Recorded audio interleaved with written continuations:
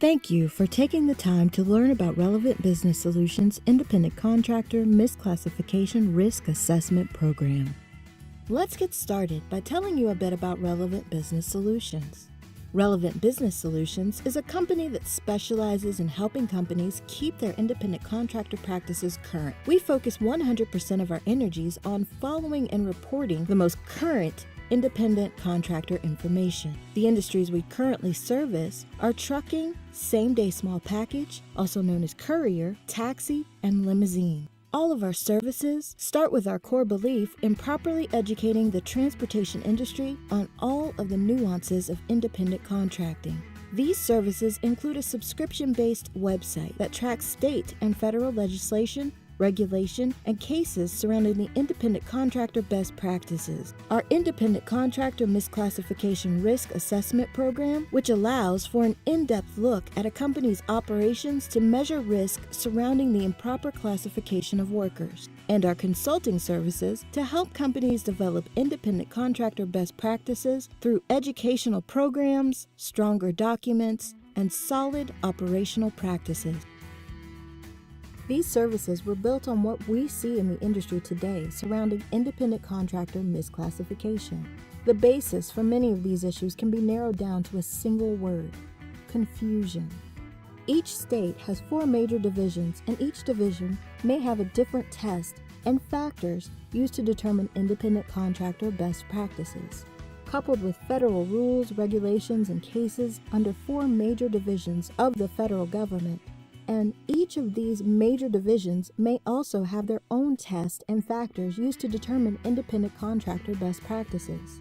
Needless to say, it is difficult for companies to understand what test and set of factors to follow. So, what oftentimes ends up happening is companies will have a singular focus. For example, it may be time for a company to renew their workers' compensation and occupational accident programs, so that becomes their independent contractor focus. The problem is, the solution may not contemplate all of the other factors for the different divisions of the state and federal agencies. In addition, the transportation industry has been swamped with new regulations which deter them from their independent contractor focus. All of this equates to what we call gaps. Gaps in a company's operational practices versus their contracts, gaps in occupational accident insurance coverages versus workers' compensation, and gaps in estimated versus real legal costs. All these gaps are driven by independent contractor misclassification. So why are we here? We have designed a program that takes a proactive approach to independent contractor misclassification in the transportation industry. The program targets a company's operational facts and their alignment with state and federal best practices. We have designed a 5-step process that quickly gathers as much information as possible about a company, its operational practices, and the documents that exist in their independent contractor relationships. At the conclusion, we provide an analysis of all the information gathered to identify specific practices and procedures that may cause a risk that the independent contractor will be declared to be employees of the company.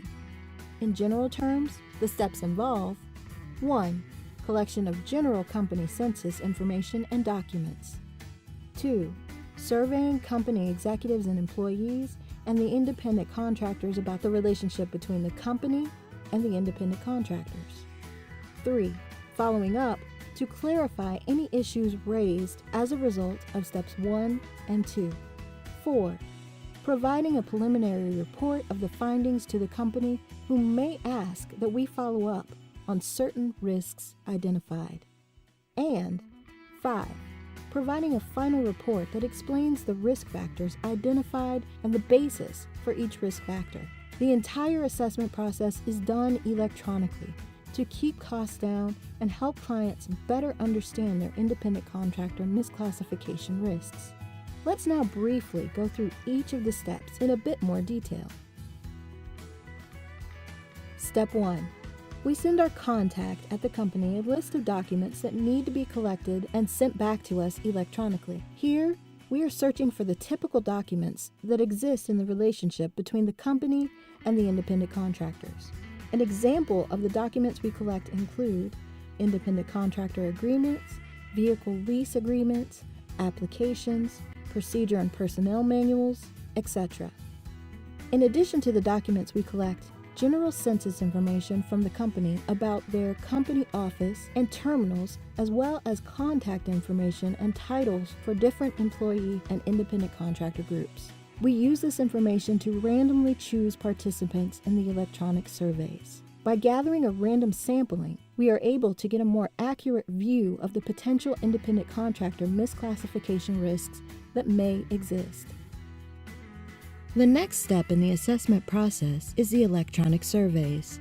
We randomly choose workers we will ask to participate in the electronic survey. As part of the program, we will send surveys to up to 6 corporate officer or executives, up to 6 employees in the corporate office, up to 6 employees in one terminal, up to 6 employee drivers in one terminal, and up to 6 independent contractors in one terminal. The surveys are roughly 55 to 60 questions in length, with room for each participant to comment on each question. The surveys will be sent to each participant by email and should not take longer than 15 to 20 minutes to complete. We review all the documents collected and the answers to surveys that are returned. Once the review is complete, we will have additional questions for certain participants and/or requests for other documents that may exist. Again, this will all be done electronically, by phone or email. Once we have completed all of our research, we will prepare a preliminary findings report. This report will be delivered to the stakeholders at the company, who may request that we look a bit more closely at certain areas of the company to better understand the misclassification risks that exist. Such requests may lead to additional information requests from the company to complete the final report. The last step is for us to deliver the final report to all parties involved. The report will be given through a webinar. The participants will be determined by the company stakeholders, but we encourage including appropriate members from the company, their insurance brokers, corporate counsel, and relevant business solutions. After the webinar is complete, an electronic version of the final report will be distributed to the company stakeholders. Typically, the final report will contain risk statistics on all groups and documents and be roughly 150 to 200 pages in length. A final report will contain 6 main parts. 1. An executive summary that will provide a high-level overview of all findings in the assessment. 2. An area that focuses on the documents that exist between the company and independent contractors. 3. A section that compares the documents that were provided against a company's actual practices.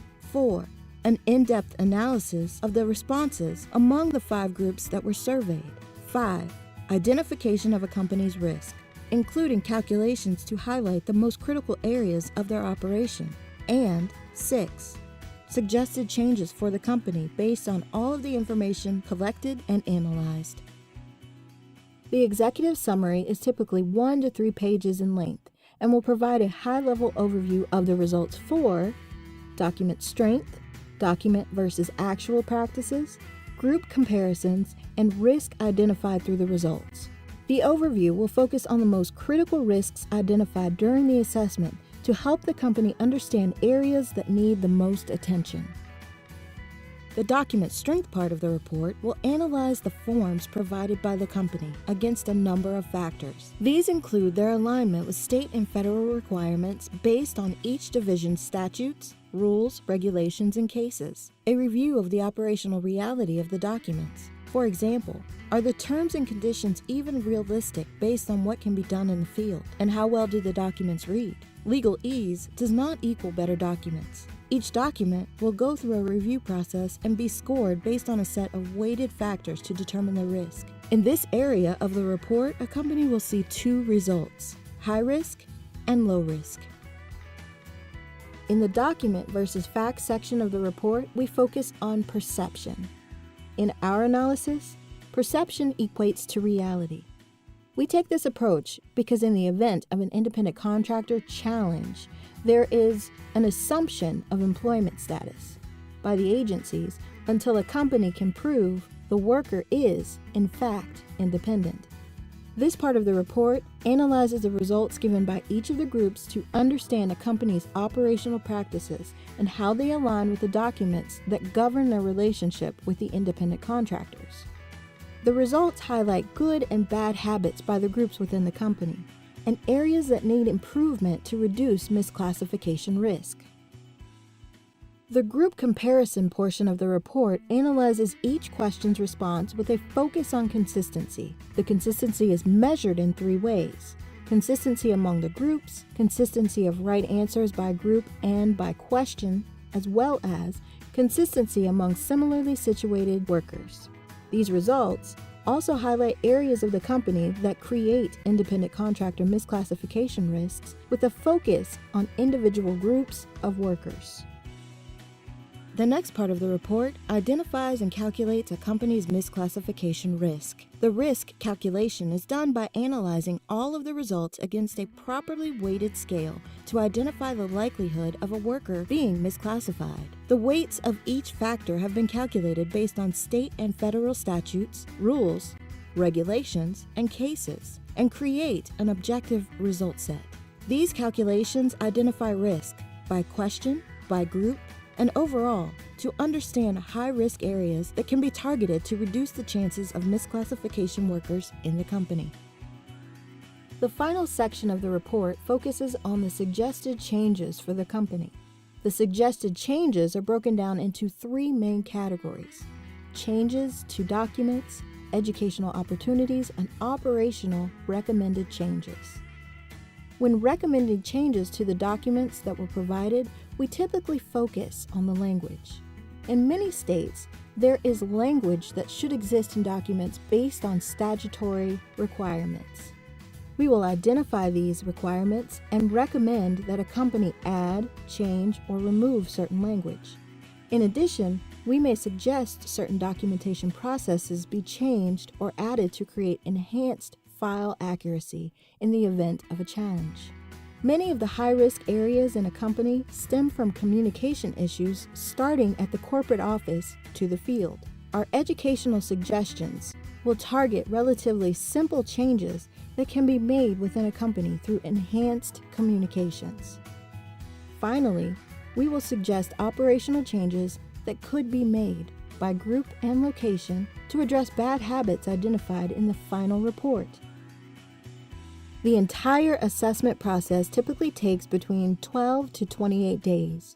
The total time could be significantly increased or decreased depending on the response times and complexity of the company.